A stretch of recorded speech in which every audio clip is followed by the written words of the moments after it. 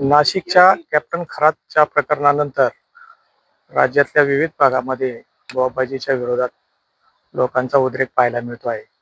असाच एक घटना राजगुरुनगरच्या चांडोली येथे घडलेली आहे. येथील एका बाबावरती एका महिलेने गंभीर आरोप केलेले आहेत.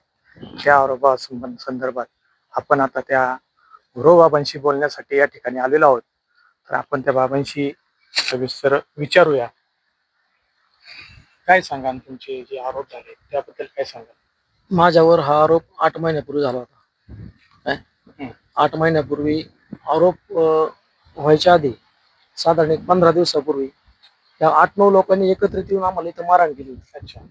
काय परंतु गावातली प्रतिष्ठित मंडळी 112चं पथक त्यांनी इथं बोलवलं.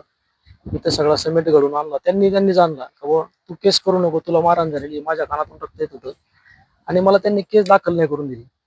4 दिवसांनी या कंपनीने परत वर डोकं काढलं. काय आणि मग हे बायांच्या विषय पुढे आले. त्यावेळेस पण हा महिलेचाच विषय होता आणि ते प्रकरण न्यायप्रविष्ट आहे. मला ज्या वेळेस कोर्टाची तारीख आहे त्या प्रत्येक तारखेला मी हजर असतो आणि सगळं इथं चौकशी आणि ती कुठलाही इथं पुरावा किंवा असं काही घडलंच नाही तर पुरावा सापडायचा पण विषय येते. काय कारण आश्रम कसे डोंगराच्या एका साईडला आहे. काय इथे येणाऱ्या भाविकांची संख्या पण कमीच असते आणि जो तो व्यक्ती येतोय ही पाहिजे नाही. जो तो व्यक्ती येतोय तो एकटा शक्यतो येत नाही. ते लोक पण यायचे पती पत्नी बरोबर सोबत यायचे, सोबत जायचे. काय दर्शन झाल्याच्या नंतर एक 10-5 मिनिटं बसले नाही तर चालले. काय त्या महिलेने तुमच्यावर जे आरोप केलेले आहेत की तुम्ही तिचं लैंगिक शोषण केलं, त्याबद्दल काय सांगाल? नाही, ह्या महिलेला काही हस्तकांनी पुढे घातलेलं आहे. काय कारण त्यावेळेस पण हाच विषय होता, आज पण तोच विषय.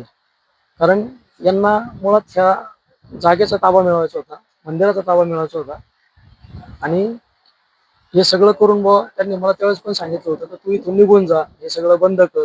काय कारण आम्हाला इथं सेपरेट आम्हाला आमच्यासाठी एखादी रूम करून दे.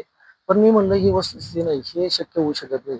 काय त्याच्यामुळे मी माझे जे समजा मनोदय होते त्यांच्या पुढे मांडलं होतं. त्याच्यानंतर मग हे हाणमार किंवा हे फसवेगिरी किंवा हे महिलांचे विषय हे पुढे यायला लागले. काय येथील गुरु महाराजांनी जे काही आरोप त्यांच्यावर केलेले आहेत संबंधित महिलेने, ते आरोप त्यांनी फेटाळलेले आहेत. LS मराठीसाठी चंद्रकांत मांदेकर, राजगुरू.